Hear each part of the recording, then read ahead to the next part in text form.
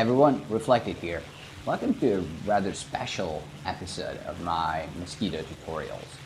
Today, I'm going to show you how to bomb your target using Oboe. It's a super interesting technology that Mosquitos use for blind bombing and for pathfinding. This is not a part of the core game, but I managed to recreate the system using complex triggers. And in my upcoming Mosquito campaign for DCS World, there will be a mission where you have to use it. This tutorial should help you understand the system and complete the mission successfully. Let's have a look at how it works. Whoops, wait a minute, wrong Oboe. Yeah, that's better. So, we have a problem. We have to bomb a target that we cannot see, and the only available technology is the ability to measure distances. How do we do that? Let's say we have a station here called the cat station. Cartographers measure the distance between the station and the target, and now we know that it's, let's say, 265.3 miles. So as long as you fly along an arc around the cat station with a radius of 265.3 miles, you should eventually overfly the target. But when? This is why we need another station, the mouse station, that is much further up north than the cat station. We measured that it's 246.8 miles from the target. So we fly along the arc around the cat station, keeping a distance of 265.3 miles. Then, when we're at exactly 246.8 miles from the mouse station, that's where the target is, at the intersection of two circles. So simple, yet so brilliant, right? But how do we know our distance to the cat station? And how do we stay on that arc, or the path? There's a special transponder that's carried by Pathfinder Mosquitos. It receives a signal from the station and sends it back. The time it takes for the signal to travel can be used to calculate the distance. Based on this, the pilot hears Morse code. Dots if he's too close to the station, so in our case here, west of the path, and dashes if he's too far, so to the east of the path. When the aircraft is on the path, the pilot hears both at the same time, and they merge together, they melt together into a continuous tone, reminiscent of an oboe. Furthermore, the cat station transmits the Morse codes X, Y, and Z to let you know how far you are from the path as you approach. And the mouse station will transmit codes to indicate the distance from the target, so you can prepare. You must fly at the briefed altitude and airspeed, otherwise the whole math won't work. Pathfinders flew pretty high up at 25 to 30,000 feet. Any lower than that, and the curvature of the Earth will block the signal. Hear that, flat earthers? I'll let that sink in. So that's why Mozzies were used for pathfinding. Those lumbering Lancasters couldn't fly so high. Our briefed altitude is 25,000 feet today at an indicated airspeed of 210 miles per hour. And there is another catch. Before reaching the target, you will be given a predetermined heading you should be flying during the bomb run. It's more important to arrive over the target on the correct heading than being on the path, because heading deviation of a few degrees can result in a large error in bombing accuracy. So here, when we hear the code for 3 minutes, that is 4 consecutive Ds, we will turn to 190 magnetic and keep it rock steady. By then, we will have confirmed our estimated ground speed and relayed it to the mouse station, who will calculate the release point. When it's time, they give us a signal of 5 dots followed by a long dash. You should pick out exactly when that long dash ends. I don't know if it sounds complicated, but let's see how it works in practice. It will make much more sense. Okay, so here we are at 25,000 feet over the North Sea, flying east from England to intercept the arc. Before we do that, I'm an active pause here, I'm going to show you a couple of things. It's a night mission, but still, visibility is pretty cool. It's feasible. Look, there's a full moon, beautiful light, and also, let's hit escape, options, and check this out, gamma. So the default value is 2.2. That's where you get the most balanced results. Of course, your VR headset or screen gives you different results, so you can slightly tune it up and down to your liking. But I noticed that lots of players set it all the way down to 1 or 1.24, something like that. And it may look, I don't think it looks good, but some people think the high contrast looks good, but then visibility suffers, you're going to get graphical glitches. I really like to set it to 2.2 plus minus 0.2. That's what I would recommend. But when you fly night missions and you find yourself in the dark and you can't see anything, you can't fly, just crank it up as much as you like. Right now I think 3.2 would look good enough for me, but yeah, it's totally up to you. Okay. Then before we unpause the game, let's turn on the radios. Navigator seat, turn on the lights. I'm going to turn on these two switches over here to power up the radios. Turn on the light here, a little bit less than that. Switch the T1154 to standby, and we're going to be using the R1155 to tune in to the cat station. Normally, in real life, there was a special transponder used in Pathfinder Mosquitos. We do not have that in DCS, so I'm going to be using this one instead. Also, those transponders operated at frequencies of around 200 megahertz and above. Well, this one cannot receive 200 megahertz, so I came up with a different number, 18 megahertz, something we can use. I sincerely apologize for completely ruining the immersion with that move. I hope you can forgive me and survive that. So let's crank up the volume and tune this to 18 megahertz.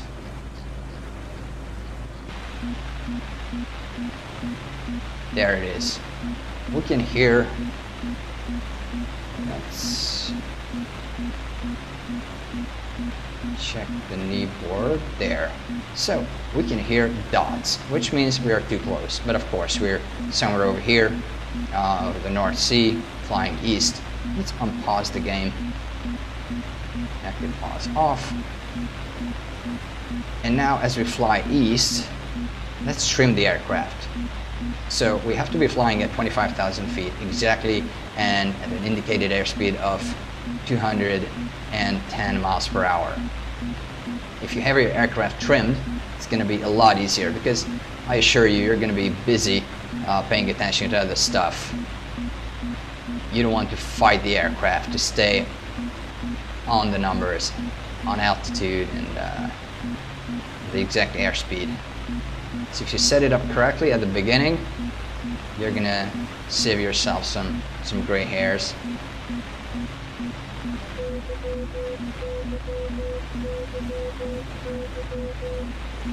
That was 4Ys, which means we're 10 miles from the track.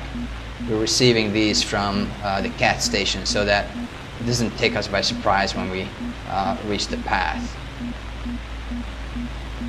Let's just keep flying east, set up the airspeed, 2650 RPM, good enough. A bit more throttle.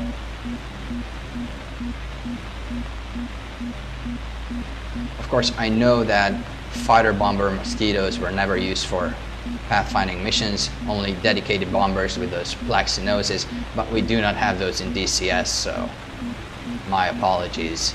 If we ever get them, then I promise I will update the mission. But I also promise that it's just as much fun and as much of a challenge with the fighter bomber Mosquito as well. That was 4 Z's, which means we are 5 miles from the track. I'm going to be turning like 10 to 20 degrees to the south. By the way, during the whole run, I'm going to be focusing on the direction indicator, the airspeed indicator, and the altimeter. Nothing else. Nothing else matters.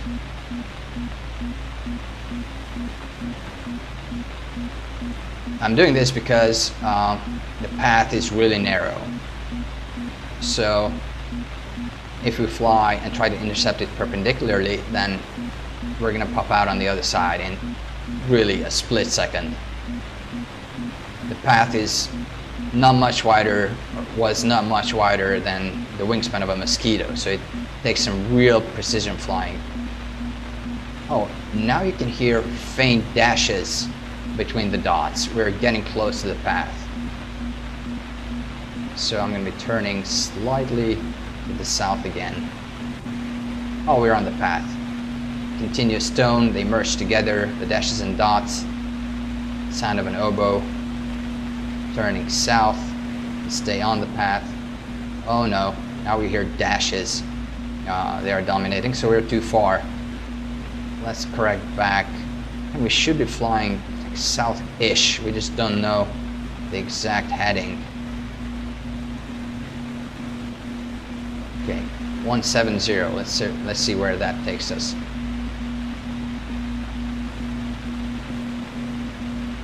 Let's try and stay on altitude. We climbed 500 feet. It's not good.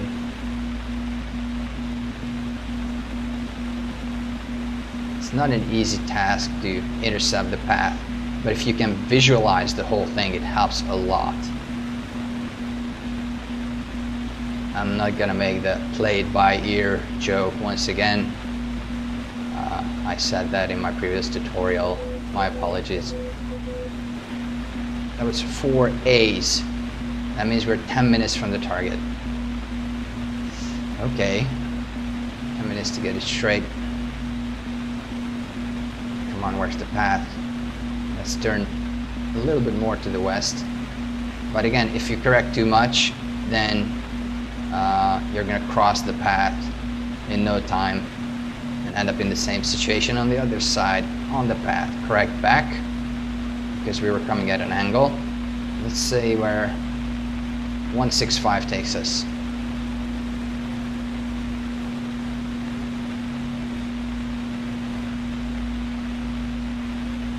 Nice, so far so good. We're a bit too fast. Okay. The thing is, if I keep flying straight, the path is arcing to the west. So if I keep flying straight, I end up too far. So I have to make slight corrections all the time, but not too much, because then I end up too close. It takes some practice and a lot of walk, in my case, on the path. So let's check the airspeed and the altimeter again. Close enough. Correct to the west. Slight right turn to stay on the path.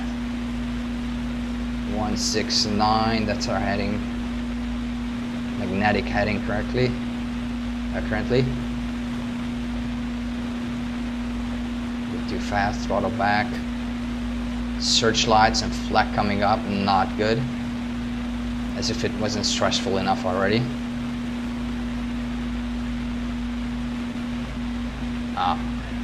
Should have corrected more. We're too far. It's a B, 8 minutes from the target. If you think about it, it's quite logical that when you're too far... Oh, wait, side close. Fell asleep there. So if you're too close, you need to make less correction, because the path will just arc your way. But if you're too far, you need to do make a larger correction. Searchlights.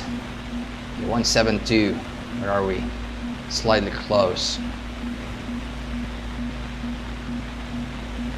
I don't want to correct more, because I want to intercept the path at a shallow angle, as shallow as possible.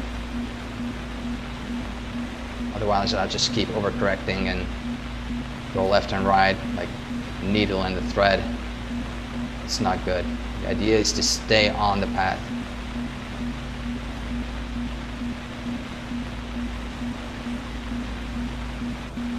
On the path, okay, a few degrees of correction to the west, not more than 5. Let's see where that takes us. That was close. Flag burst. No, slightly close. Too much correction. A few degrees back to the east.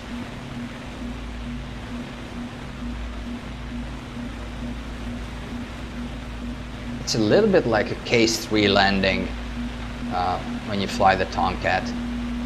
On the path, correction to the west, a few degrees.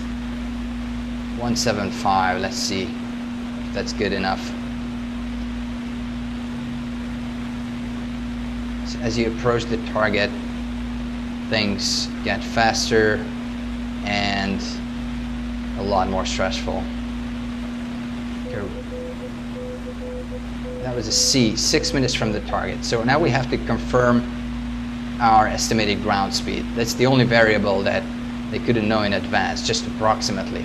Let's say it's 3 to 5 miles per hour, because you don't exactly know how much wind you're going to encounter over the target. So we'll relay it to the mouse station, and they're going to do some last minute checks, last minute calculations to calculate the exact release point.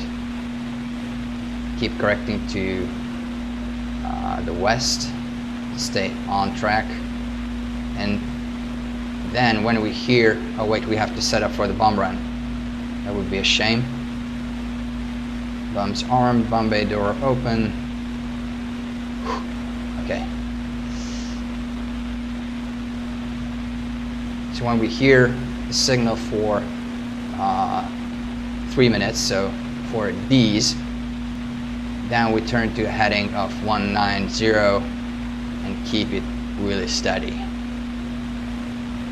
It's because, as you've already seen, just because you're on the path, it's possible that your nose is not pointed at the target.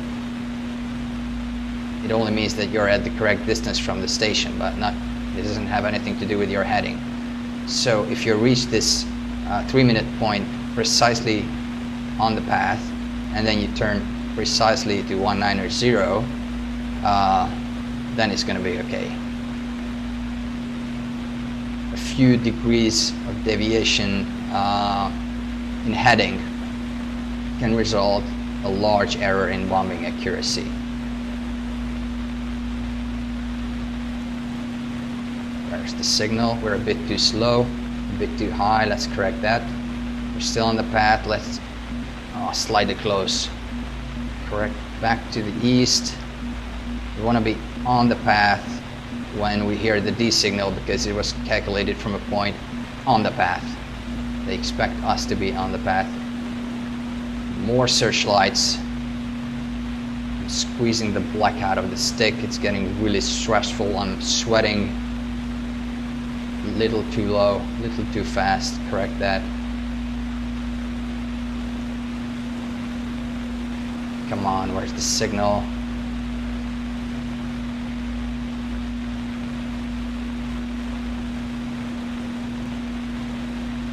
Airspeed and altitude are on the money. Slightly close. Damn it.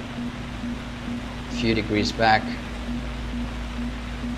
Couldn't have wandered off path very much. There you go. Correct back west.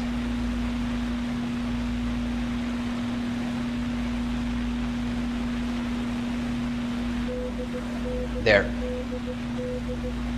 D 190 precisely, and hold it rock steady. Of course you're gonna hear dots because now we're too close to the station, off path to the west, but it doesn't matter anymore. We can ignore that. We're flying straight toward the target, supposedly. We'll stay on speed. Let's keep the altitude at 25,000. And now we're waiting for the release signal, which is going to be 5 dots followed by a long dash, and we have to pickle exactly when that long dash ends. That's how we hit the target. Flex coming up, we're a little too fast. Keep it at 190.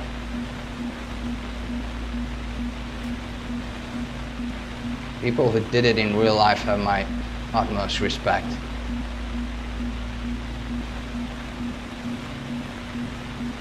Come on.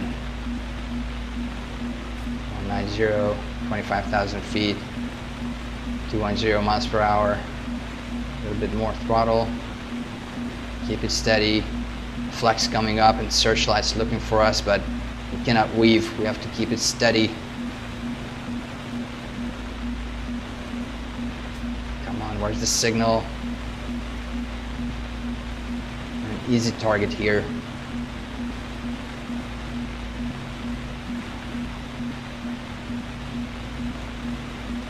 Let's recheck the numbers.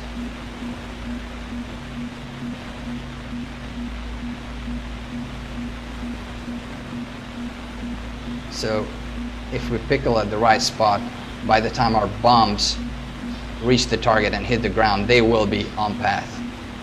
That's the idea. We're a bit too fast, a bit too low. Correct. 1 degree off maybe.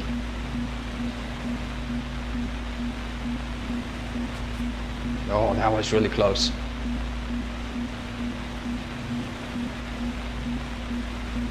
Come on, where's the signal? Have mercy. There.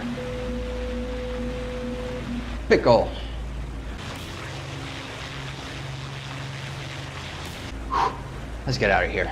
So as soon as I pressed the bomb release button, bomb doors closed, the transponder was disconnected. You won't be hearing the dots and dashes anymore. Just apply power and your navigator will give you a course for home. Get out of there, get out of the searchlights from the flak and night fighters, but fortunately we haven't seen those today, and we're a lot faster than them anyway. Whew. Okay, so yeah, that was it. Now let's go home. This is going to be mission number 2 in my upcoming Mosquito campaign, V for Victory. The idea is that you're going to fly all kinds of missions that were flown by Mosquitos in real life. Some will be recreations of historical events.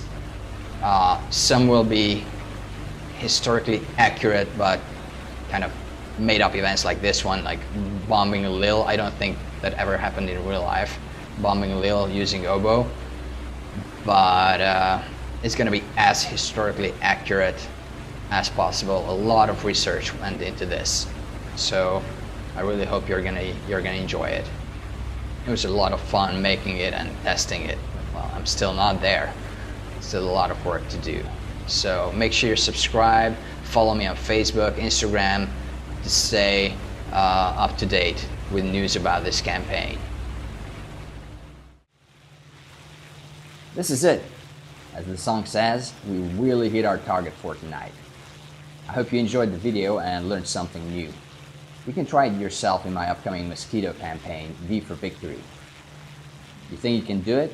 Does it sound scary or cool? Let me know in the comments below, and don't forget to subscribe. Stay tuned. See ya!